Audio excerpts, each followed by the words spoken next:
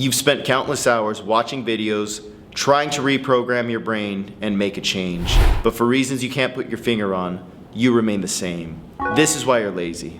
It's time to expand your goals, bro. Think about it. You haven't dreamed big enough. And the reason I say this is because you opt for the simple pleasures in life rather than your pursuits. Imagine you have a vision so grand, something worth attaining. Doesn't that ignite your fire? If, say for instance, you dream of being a big YouTuber, if you truly believe that you have what it takes to make it, do you actually believe it?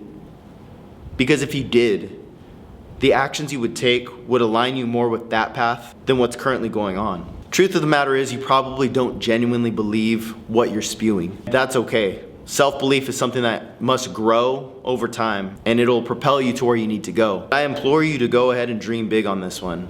Dream big and be delusional. You need a level of delusion if you're going to walk towards your big dreams. Your goals absolutely should excite you. Let's even bring them down a little bit. Being a successful YouTuber, that is kind of next level. But something like getting jacked or getting a great physique, that's very achievable for any of us. So don't just be the guy that says you just want to be toned. Own it, man. Say you want to be really strong. Say you want to be really jacked. And truly envision your vision, and then just go for it. The prospect of genuinely attaining your goal should be more exciting than whatever distraction it is that you're distracting yourself with. Speaking of distractions, modern comforts are paralyzing you. I'm talking about fast food and video games. Look, I love me a greasy burger just as much as the next guy. And personally, my kryptonite is a badass asada burrito from genuinely any spot here in California. We've got great Mexican food. This stuff is not good for you though. You are what you eat. So if you're eating highly processed foods that taste great but don't leave you feeling great, how do you think you're gonna perform? And it really is a testament to what you're eating, because if you've had a season of eating clean, you know how it is. You finish eating your food and you don't feel sluggish and you don't have brain fog. You're able to go do the thing rather than just sit around and sulk in your misery. Just couch riding right afterwards. Not gonna lie to you guys, I don't really eat McDonald's, but I can tell you in the past I have eaten McDonald's, and it takes about 12 minutes until I feel like a piece of shit and totally hate myself. I'm sure you can relate to that if you eat McDonald's. So I do genuinely encourage you to clean up your diet, or at the very least, make some better decisions with it, and see how you feel. Trust me, it's gonna be great. And as for video games, bro, I get it. They're a ton of fun. I grew up as a total gamer guy. You get home from school, you vibe out, throw on your game, you could go enter any world or experience these really cool stories. It's a medium unlike any other. There's shows and movies and that's cool, but when you're actually playing through the story or living out your power fantasy, that's peak fun, right? I mean, you're hanging out. What harm can it do? What you need to understand is every hour invested in that is an hour taken away from you. I know Call of Duty, you would play on those online servers and those online worlds, and you would gain your ranks, and then eventually you would hit like a top rank, so 55 or 60, whatever the game called for. And then you were allowed to prestige on there, level down, and then you get like a little emblem to say that like you've gone through the whole circuit at least once, and then you can do it all over again. And I remember when I was younger, this was just like the coolest thing. Like, oh yeah, I want to be top prestige. Understand, bro, that every time you prestige in the game, you're leveling down hard in real life. And the sad part is, in the example of Call of Duty, is if you suck really bad at the game, yeah, it's probably gonna take you longer to prestige if that's your goal, but you're gonna get there. It's pretty much participation trophy central. So aim for bigger goals, bro. I believe in more for you. Bro, I need to be honest with you. You've normalized dehumanizing habits. Mainly I'm talking about weed and porn. I know you're not supposed to say those words on the YouTube, but we keep it 100 here on the channel. Bro, if you smoke weed, you need to understand that this is only crippling you. I've never met anybody who cut out weed from their life who did not benefit from it. Now, if you're gonna say, oh, it helps with my anxiety, it helps with that, okay, sure, whatever you say. But the fact of the matter is, the version of you that doesn't smoke weed versus the version of you that does smoke weed, there's two different people. The version of you that doesn't smoke weed isn't wasting time smoking weed and isn't getting comfortable and just relaxed from the smoking weed. Versus the one that does smoke weed, you're smoking, you're vibing out, you're kind of okay with being bored. Your friends could just say, hey, let's just hang out, and just sitting in a room and being lost in your thoughts. And I do think it's good to just unwind sometimes, but bro, let's be honest, you're not just vibing out sitting in the room. You're turning on the video games, you're doom scrolling. You're doing things to occupy your time and make it a little bit more fun to be high. If you're trying to be a productive person, aka someone who's not lazy, weed is not your friend. And same with porn, man. Whatever experience you want to satisfy yourself with sexually is available to you. It's never been a better time to be alive and be a man than now, right? And this seems innocent at first. You're just getting a release. What harm could this be? Well, this is a huge time sink. And if you don't believe me, just really track the next time you're doing all this, okay?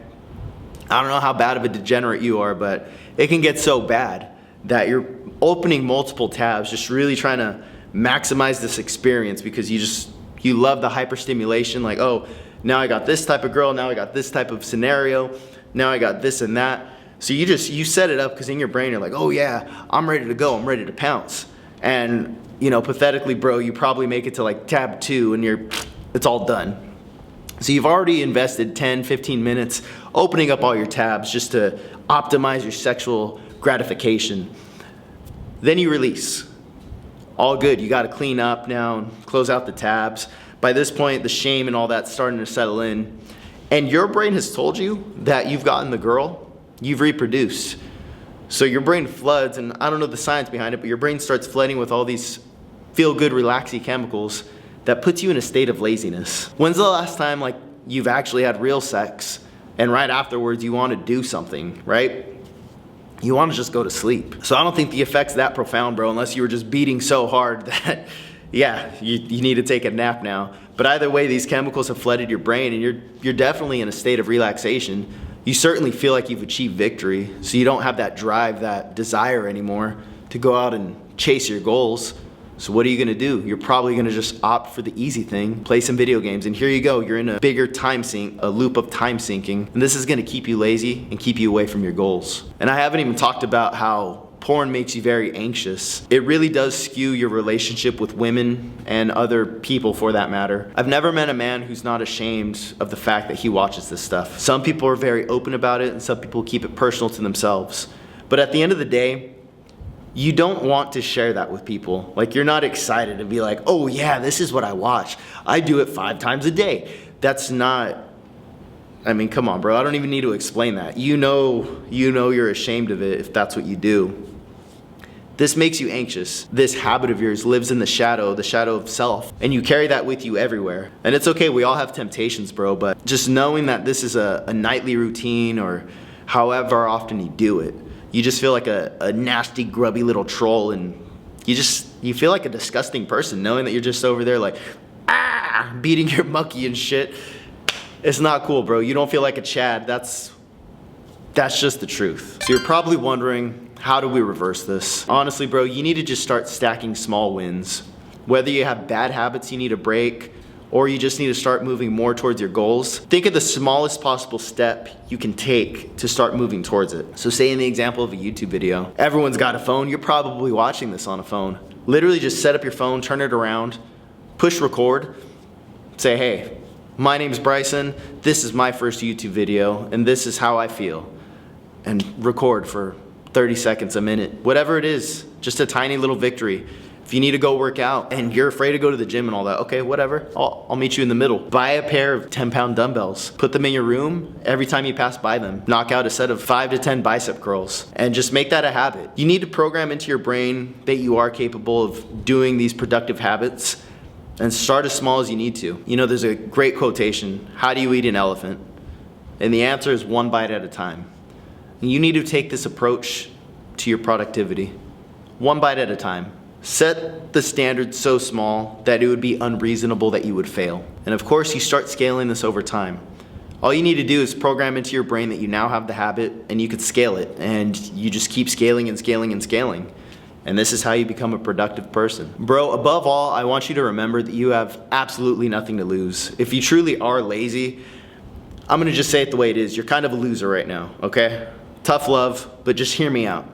You're kind of a loser right now, so go out there and go after the thing. Even if you fail miserably, you're still gonna be a loser in the same spot that you were before. But you leave that experience with insight, and that lived experience that you have, use it to make the next time you try the thing so much better. Some people get this right out the gates, some people have to keep trying. But the definition of insanity is to try the same thing over and over and expect different results. You need to be taking mental notes and figure out what you did right, what you did wrong, and apply them so that way the next time you do the thing, it's optimized to trend in the right direction.